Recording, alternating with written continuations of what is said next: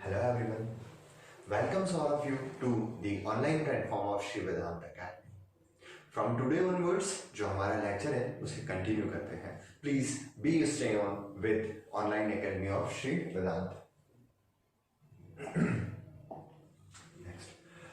आज के इस पर्टिकुलर टॉपिक में जैसे कि हमने देखा था हमारा पहला जो लेक्चर था वो इंडियन ज्योग्राफी से रिलेटेड था. इंडियन ज्योग्राफी को ही हम इसमें कंटिन्यू कर रहे हैं. क्लियर है? Indian geography basically deals with the geography of India.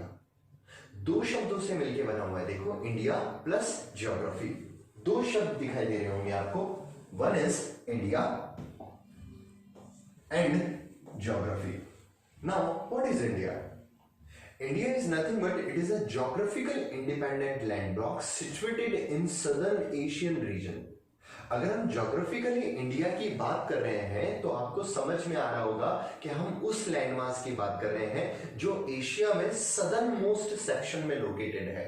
देखो, चाइना, अफगानिस्तान, पाकिस्तान, नेपाल, भूटान के साउथ में जो ज्योग्राफिकल भूगोलिक स्ट्रक्चर देख रहे हैं वही है इंडिया. उसकी ज्योग्राफी को हम स्टडी करने वाले हैं. इस पर्टिकुलर इंडिया को और भी बहुत नामों से जाना जाएगा जो आपको पता होना चाहिए. क्या क्या है? देखो, first India. Why it is India? Because it is the land of Indus. Indus नदी जो हमारे नॉर्थ वेस्टर्न सेक्शन में है, जहां हिंदुस्तान का पहला परमानेंट सेटलमेंट देखा जाता है, named as Indus valley civilisation. तो अरबियों ने, अरब ट्रेडर्स या इन्वेडर्स ने उस due to the presence of river Indus India को एक नाम दिया on the basis of river, that is India. ये हमारा कॉन्स्टिट्यूशनल नेम भी है. कॉन्स्टिट्यूशनल नेम का मतलब क्या हुआ? इंडिया का जो संविधान है उसमें भी इंडिया को इंडिया के नाम से ही जाना जाता है. दूसरा इंडिया का क्या नाम है? Bharat. Why it is Bharat? क्योंकि भारत जो है ये नाम आया है ओल्डेस्ट ट्राइबल पीपल से जो इंडियन एबोरिजिनल ही है, नॉर्दर्न हिमालयास के फुटहिल्स पर पाए जाते थे. उनकी ट्राइबल कम्युनिटी के बहुलता के आधार पर हमने हिंदुस्तान का एक और नाम दिया है, दैट इज भारत. तो इन दोनों नाम को हमने इंडियन कॉन्स्टिट्यूशन के आर्टिकल्स में इन्वॉल्व किया है. India, that is Bharat, shall be the union of states. Clear? तो इंडिया का दूसरा नाम क्या हो गया? भारत. इसी की ज्योग्राफी पढ़ेंगे, पर पहले हमें नाम में क्लैरिफाई हो जाए इसलिए सारी चीजें बताइए.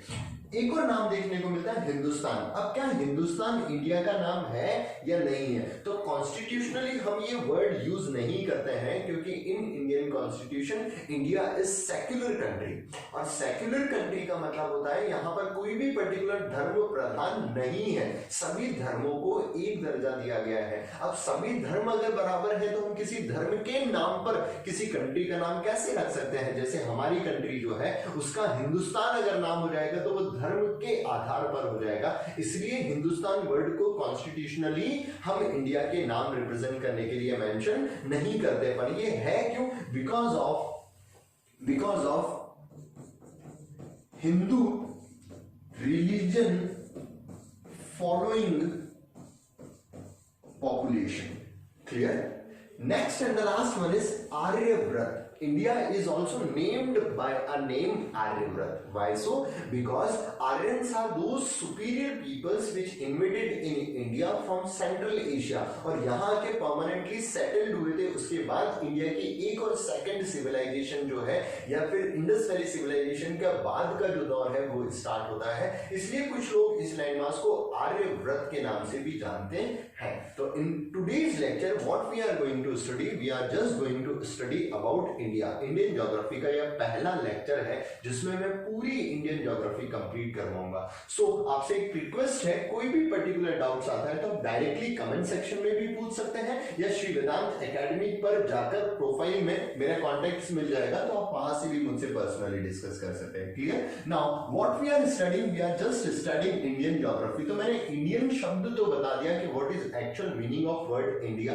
एक कोई भी इंडिविजुअल इंडिपेंडेंट लैंड ब्लॉक है जो चाइना के साउथ में है या एशिया के सदर्न सेक्शन में सिचुएटेड है या इंडियन एशियन के नॉर्थ में सिचुएटेड है, उसकी ज्योग्राफी हम यहां पर पढ़ने वाले हैं. अब ज्योग्राफी में पढ़ेंगे क्या?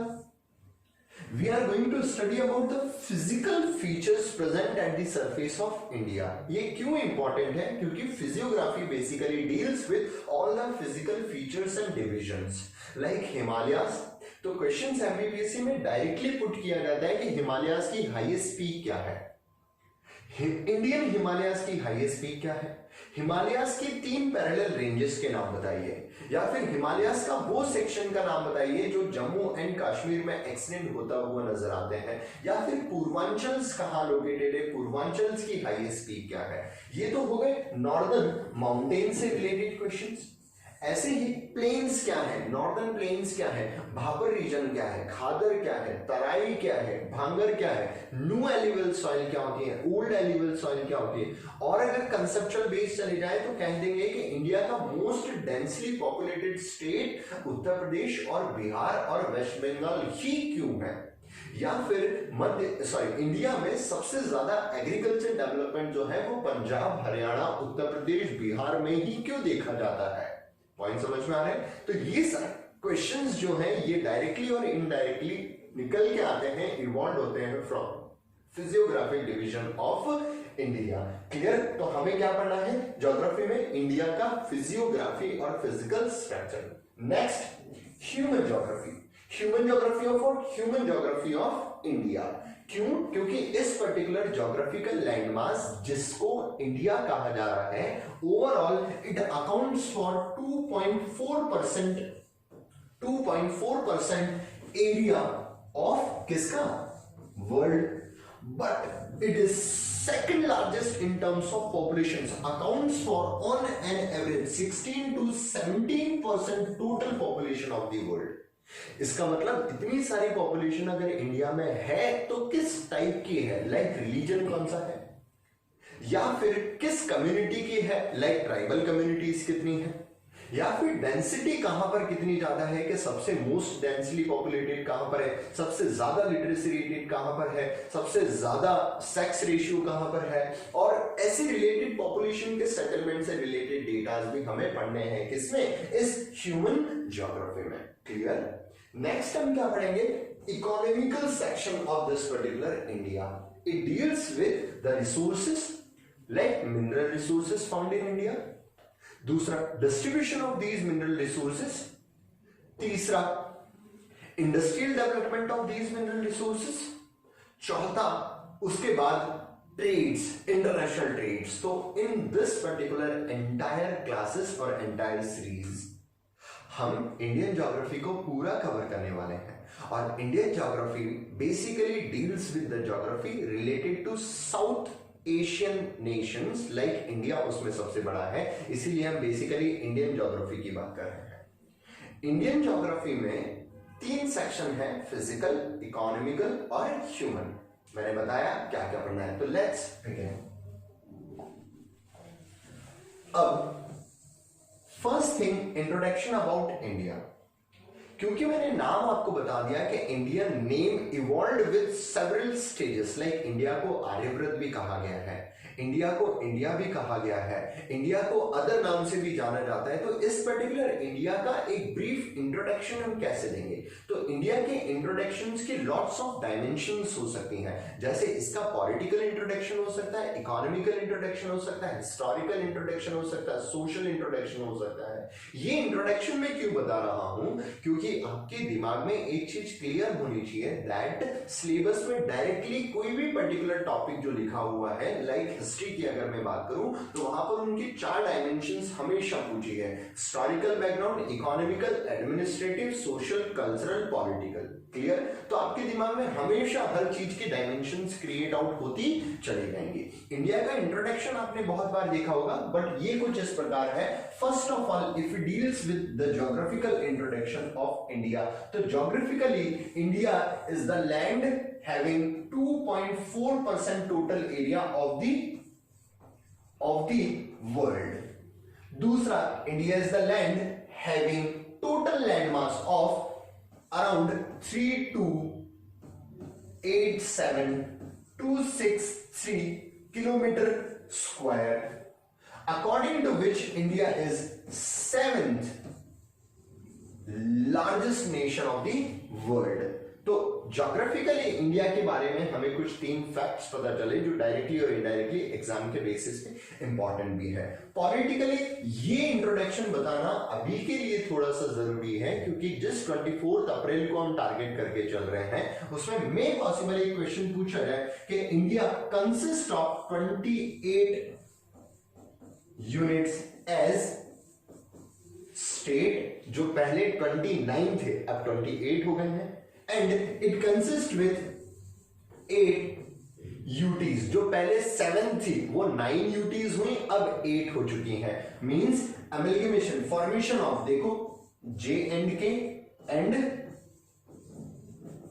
लद्दाख, नेक्स्ट अमेलगेमेशन या addition of Daman and Diu और दादर एंड नागर हवेली। क्लियर हो रहा है? तो पॉलिटिकल इंट्रोडक्शन का सिंपली मतलब क्या होता है? Politically India consist of 28 states and 8 union territories in which Rajasthan is largest state area wise अगर हम बात करें तो, और Sikkim is the smallest states area wise अगर हम पॉपुलेशन वाइज अगर हम बात करें तो। क्लियर आउट हो गया? नेक्स्ट ज्योग्राफिकल इंट्रोडक्शन और पॉलिटिकल इंट्रोडक्शन हमने देख लिया। Now social introduction. Again in terms of populations India occupy approx इतनी crore of populations। Clear? 135 121 census के हिसाब से 21 का सेंसस होना था, लॉकडाउन की वजह से जो डेटा हमारे पास आए हैं वो कुछ इस प्रकार से। क्लियर? जो दुनिया में इंडिया की रैंक बनाते हैं कौन सी? Second, just after China. And this particular population mostly this particular populations performing agriculture in India। approx कितना? 50 to 70% of Indian population directly or indirectly involved with agriculture but contributing only around 20% of GDP। ये data और कम ही है। Clear? Accounts for 20% growth of GDP. तो ये था social introduction of India. Next economical introduction. अब if you are dealing with the economical introduction, क्योंकि हमें पता है कि इंडिया जो है वो बहुत लंबे समय तक किसी न किसी बाहरी ताकत का हिस्सा रहा है, तो इकोनॉमिकली इंडिविजुअली इंडिया का बहुत ज्यादा डेवलप नहीं हो पाया, but then too with the time जितना हमें मिला होगा हमने इंडिया की इकोनॉमी को डेवलप किया है। But mainly Indian economy directly और indirectly depends upon what? Agriculture, क्योंकि आपने इस डेटा से डायरेक्टली रिलेट कर पा रहे होंगे। दूसरा, with the time we also developed या मैन्युफैक्चर्ड या फिर glorified in lots of industries also, because India is a part of Gondwana land. और जहां पर गोंडवाना शब्द का मतलब आ जाएगा तो हम समझ जाएंगे कि गोंडवाना वो रीजन होता है जहां पर मिनरल्स कंटेंट बहुत ज्यादा होते हैं, और जहां मिनरल कंटेंट्स बहुत ज्यादा होंगे गारंटीड है इंडस्ट्रियलाइजेशन बहुत ज्यादा होगा due to rich availability of mineral. Like अगर हम सदर्न इंडिया की बात करें तो Deccan plateau is rich in lots of minerals. Like northern India की बात करें तो नॉर्दर्न इंडिया का Chota Nagpur plateau also considered as Ruhr of India. तो these particular regions are the part of Gondwana lands and they are rich in minerals. That's why they provide a lot of base for the development of industries nowadays. Clear? Next is historical introduction of India. ये क्यों जरूरी है? क्योंकि according to history, India can be divided into two. Please pay attention here. Can be divided into two. That is Northern India and Southern India.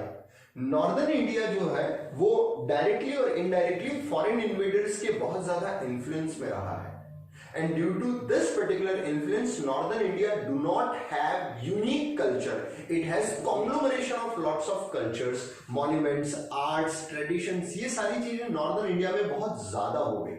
Northern India में cultural diversification के साथ साथ religious diversity भी बहुत ज्यादा है।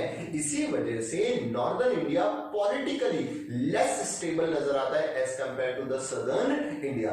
Southern India में सिर्फ और सिर्फ एक ही डिस्क्रिमिनेशन देखने को मिलता है, only on the basis of language, different different language speaking peoples ही हैं सदर्न इंडिया में। एज सच कल्चर यूनिक है, हर पर्टिकुलर रीजन का on an average southern India का कल्चर आपको देखने को मिलता होगा लगभग सेम ही है, ज्यादा डाइवर्सिफाइड नहीं है, क्योंकि फॉरेन ट्रेडर्स जो है या फॉरेन इन्वेडर्स जो है वो बहुत कम पहुंचे हैं कहां पर, सदर्न इंडिया में, with time to time. So that ये एंटायर जो आपने अभी इस पर्टिकुलर सेक्शन में what you have got the introduction of India, जिसके बहुत सारे डायमेंशंस हो सकते हैं, जिसमें से कुछ डायमेंशंस जो डायरेक्टली और इनडायरेक्टली आपके एग्जाम पॉइंट ऑफ व्यू से है मैंने यहाँ पर डिस्कस किए हैं। आगे चलते हैं please.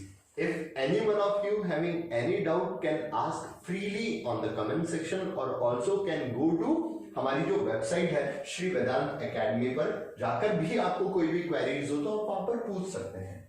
Now in this particular entire lecture what you will get, और ये जो है इसका एग्जाम पॉइंट ऑफ व्यू पे बहुत ज्यादा इंपॉर्टेंट है। 110% जो आज के सेशन में होने वाला है गारंटेड है, वहां से एक ना एक क्वेश्चन आपके एग्जाम में जरूर आएगा। ऐसा क्यों? क्योंकि प्रीवियस ईयर के जो पेपर्स हैं, अगर आप अपनी तैयारी को बेस्ट करना चाहते हैं तो प्रीवियस ईयर के पेपर्स को ध्यान में दें, और प्रीवियस ईयर में 110% एक ना एक क्वेश्चन जितने भी टॉपिक्स यहां पर लिखे हैं इनसे पूछा जाता ही है। तो what you will get, first you will get the shape of India.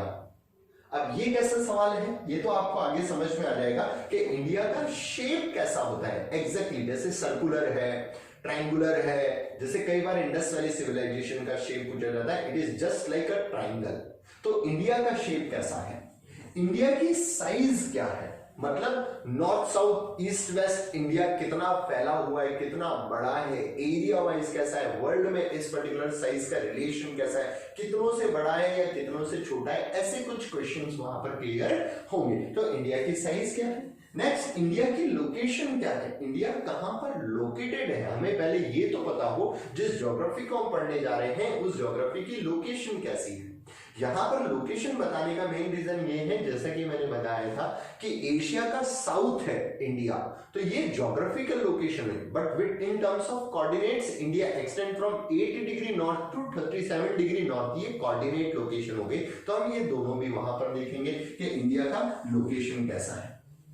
Next, India का एक्सटेंशन कैसा है। एक्सटेंशन का सिंपली मतलब हो जाता है कि जो इंडिया आप देख रहे हैं क्या उतना ही है या उसके बावजूद भी है। जैसे इंडिया का मैप जब कभी भी आपने देखा होगा तो मेन लैंड आपको दिख रहा होगा, पर मेन लैंड के बाद जो ओशन है क्या उसमें भी इंडिया का कोई हिस्सा है। जैसे कि नॉटिकल माइल्स वर्ड्स हो सकता है आपने कभी कभी मतलब क्वेश्चन देखे हो या सुना हो, जैसे कंटीजियस जोन क्या होते हैं, एक्सक्लूसिव इकोनॉमिक जोन्स क्या होते हैं, 12 नॉटिकल माइल्स क्या है, 200 नॉटिकल माइल्स क्या है, तो ये all come under this section that is extension of India. And the last one is neighbouring countries of India. तो आज के इस सेशन में वेदांत एकेडमी के साथ मैं सिर्फ और सिर्फ इन टॉपिक्स को डिस्कस करूंगा। Clear? Please move away. First, shape of India. अब विद दिस पर्टिकुलर स्ट्रक्चर जिसका नॉर्दर्न मोस्ट पॉइंट जो है Jammu and Kashmir Ladakh, with this structure जिसका सदर्न मोस्ट पॉइंट जो है state Tamil Nadu, eastern most section Arunachal Pradesh, and ये कौन सा, गुजरात। तो इन सारे चारों कोऑर्डिनेट्स को अगर मैं ज्वाइन करूं तो आपको कुछ ऐसा नजर आएगा। देखो, नॉर्थ को मैंने वेस्ट से जोड़ा, साउथ ईस्ट नॉर्थ, तो एक क्वाड्रिलेटरल शेप बनता हुआ नजर आ रहा है। कैसा शेप बन रहा है, क्वाड्रिलेटरल शेप। तो India has quadrilateral shape with northernmost point in Jammu and Kashmir, with southernmost point in Tamil Nadu, with westernmost point in Gujarat and easternmost point in Arunachal Pradesh। Clear out हो गया। तो India का shape कैसा है, India का shape quadrilateral है। अब इसे स्क्वायर या रेक्टेंगल क्यों नहीं बोला है, क्योंकि अगर मैं स्क्वायर की बात कर देता तो गारंटेड ये एंगल कैसा बनना चाहिए था, 90 डिग्री। प्लस ये साइड और ये साइड इक्वल होनी चाहिए थी, जो कि नहीं है। दैट्स व्हाई इंडिया का शेप कैसा हो गया, India has quadrilateral shape. Clear. Next, size of India. Now India की साइज क्या है? इंडिया का ओवरऑल एरिया है 32,87,263 किलोमीटर स्क्वायर। ये टोटल इंडिया का एरिया है। और ये एरिया को अगर वर्ल्ड लेवल पे हम कंसिडर करें तो वर्ल्ड का जो भी एरिया हो, मान लो 100% एरिया जो है उसका कितना है, 2.4% of the world.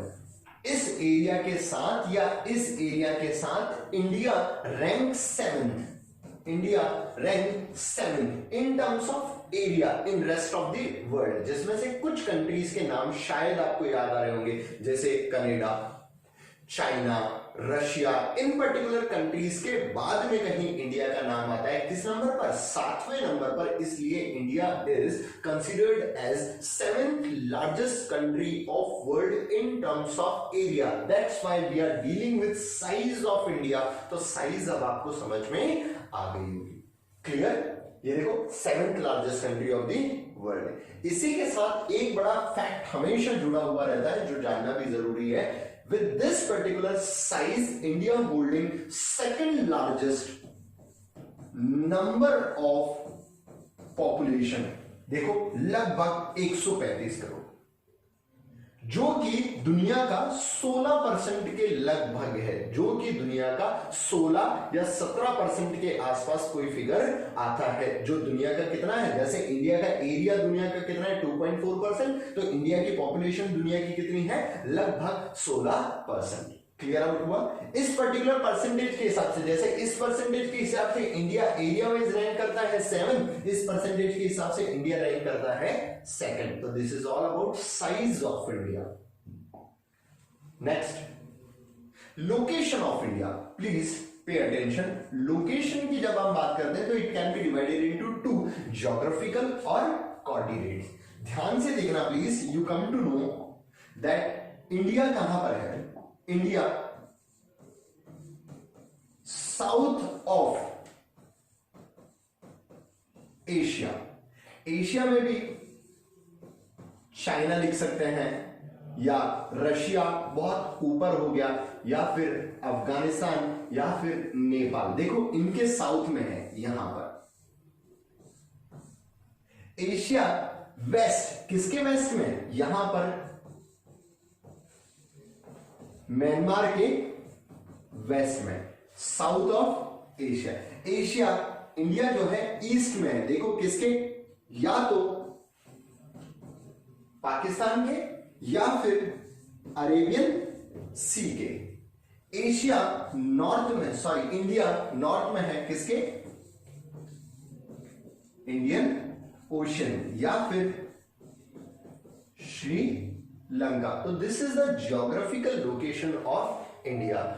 With the geographical location of India, please pay attention on latitudes. That Tropic of Cancer is the line dividing India into two on an average equal half. One is northern India, next is southern India. Northern India is the India जो कि अपने waste से, north से और east से landmass से covered है। But the India in the south, covered with, किससे covered है, Bay of Bengal and Arabian Sea. That's why southern India is also known as peninsular India. Please pay attention. India को जब हमने geographically देखा तो India northern India और southern India में देखने को मिलता है। नॉर्दर्न इंडिया जो है वो लैंड बाउंड्री से कवर्ड है, सदर्न इंडिया जो है वो ओशनिक बाउंड्री से कवर्ड है। कोई भी पर्टिकुलर ज्योग्राफिकल सेक्शन जो 3 साइड से पानी से घिरा हुआ होता है उसे हम पेनिनसुला कहते हैं। That's why southern India also considered as peninsula. It only derived its name due to the presence of geography. Like जो सदर्न इंडिया है उसके इस डायरेक्शन में अरेबियन सी है, साउथ में इंडियन ओशन है और ईस्टर्न मोस्ट सेक्शन में बे ऑफ बंगाल है। तो इंडिया जो है ट्रायंगुलरली तीन तरफ से पानी से घिरा हुआ है, इसलिए इंडिया के सदर्न इंडिया को हम नाम देते हैं पेनिनसुलर इंडिया। क्लियर हो गया होगा आपको। तो ये था ज्योग्राफिकल। बट अगर मैं बात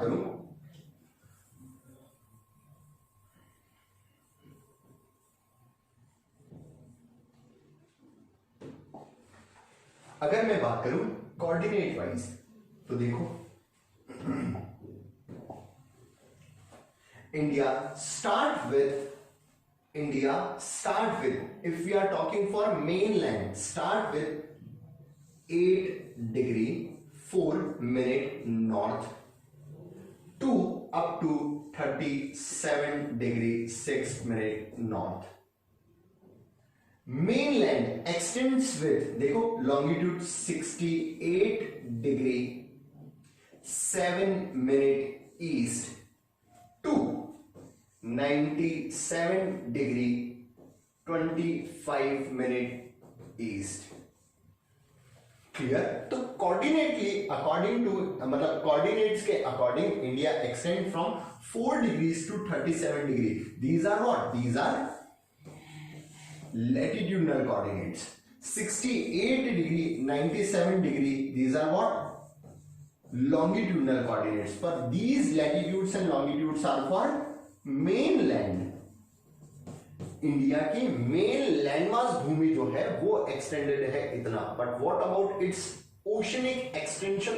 तो इसका ओशन का सदर्न मोस्ट एक्सटेंशन जो है that is Indira point.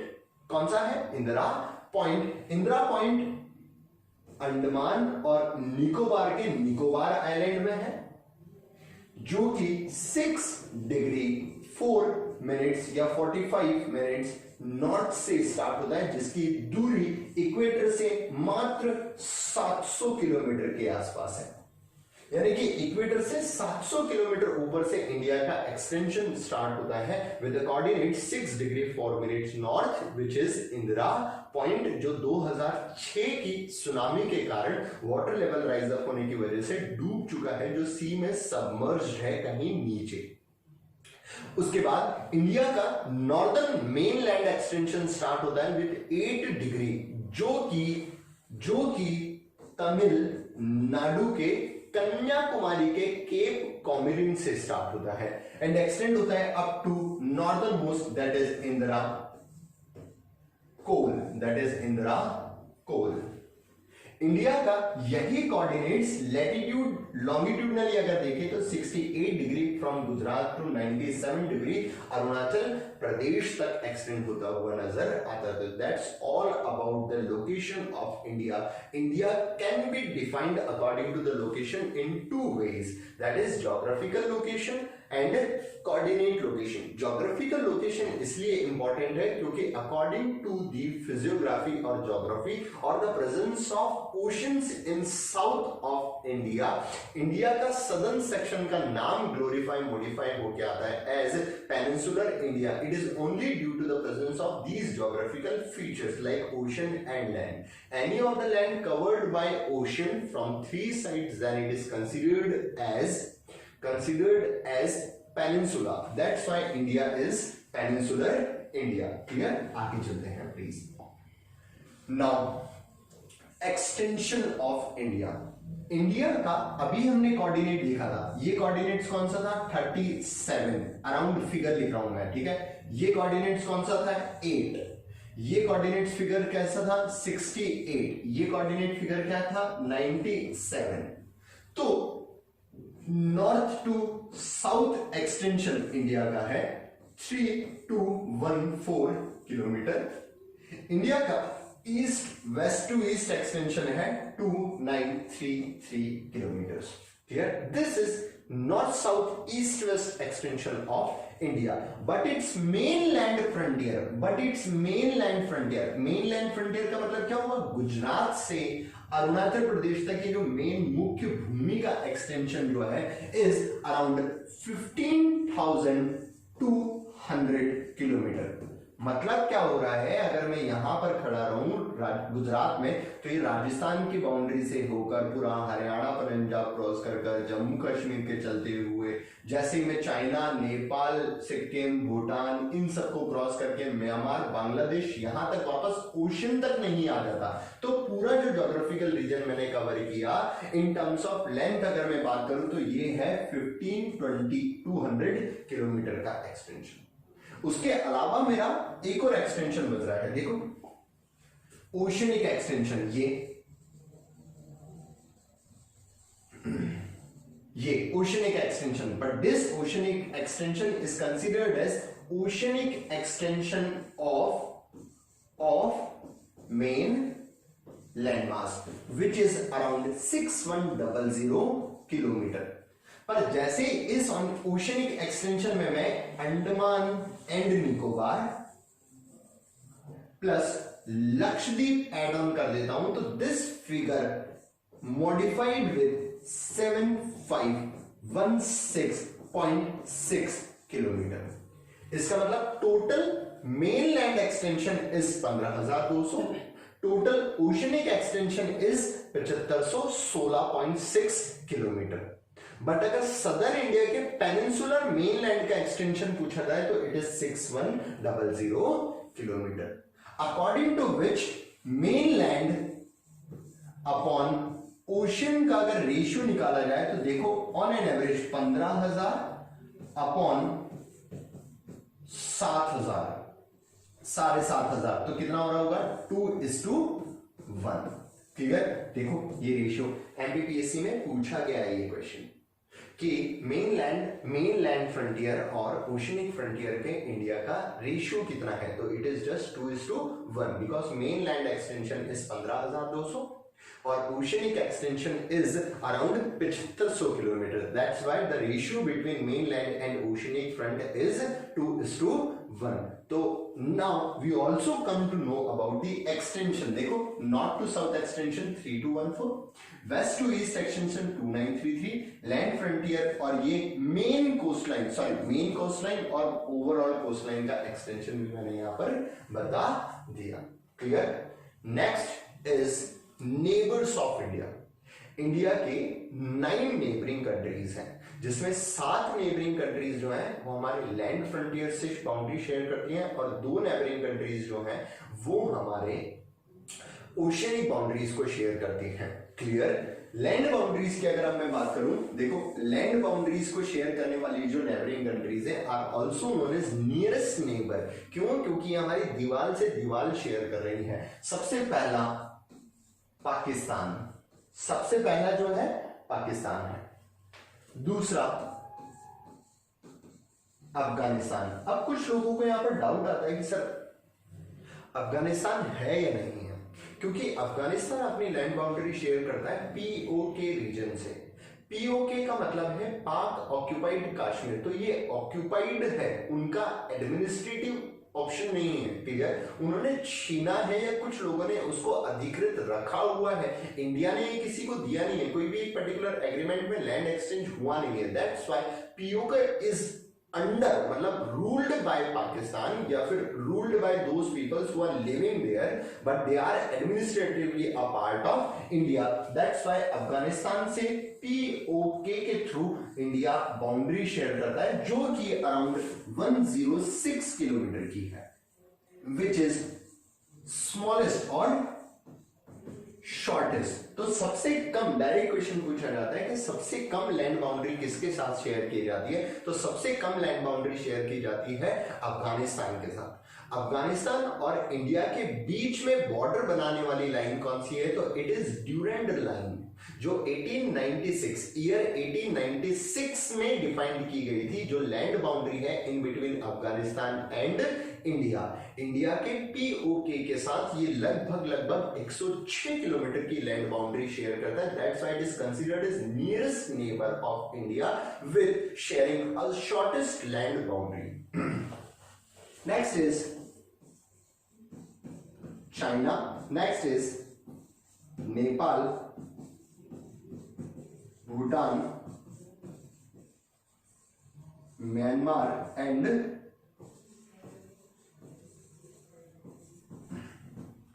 Bangladesh.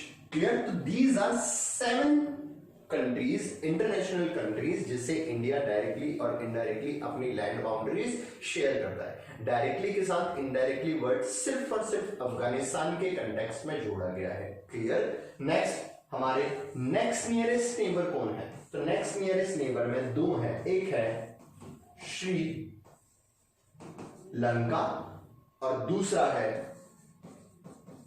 Maldives. Sri Lanka जो है वो तमिलनाडु के साउथ, ये यहां पर है, जो पाक स्टेट से सेपरेटेड है फ्रॉम इंडिया, जिसके सदर्न सेक्शन में यहां पर गल्फ ऑफ मन्नार बनता हुआ नजर आता है। क्वेश्चन डायरेक्टली पूछा गया है कि तमिलनाडु के ईस्ट में पाक स्टेटेड है या साउथ में पाक स्टेटेड है, इसलिए आप लोकेशन भी ध्यान में रखिएगा कि India and Sri Lanka separated by a narrow water body named as Palk strait. उसके साउथ में एक छोटा सा वाटर बॉडी भी है, gulf of Mannar. Why it is Gulf? Because any of the water body covered by landmass from 3 sides, then it is known as Gulf. Clear? Next and the last is Maldives, जो कि separated है किससे? Lakshadweep island से by a narrow water body or a channel named 8 degree channel. Clear? So that's all about the land and oceanic countries of India. तो आज के entire session में what you get now, introduction about India, और इस India की series को हम continue करेंगे। हमारा जो नेक्स्ट लेक्चर होगा वो कल ही होगा मोस्ट प्रोबेबली। उस पर्टिकुलर लेक्चर में what you will get about physiographic division of India. हो सकता है ये लेक्चर आपको ऑनलाइन दिख रहा हो यूट्यूब पर हमारे आने वाले जो नेक्स्ट लेक्चर होंगे वो हो सकते हैं हमारी वेबसाइट पे हो। सो प्लीज ये सब कुछ जानने के लिए और हमसे जुड़े रहने के लिए please be stay on with Shri Vedant academy. Thank you so much.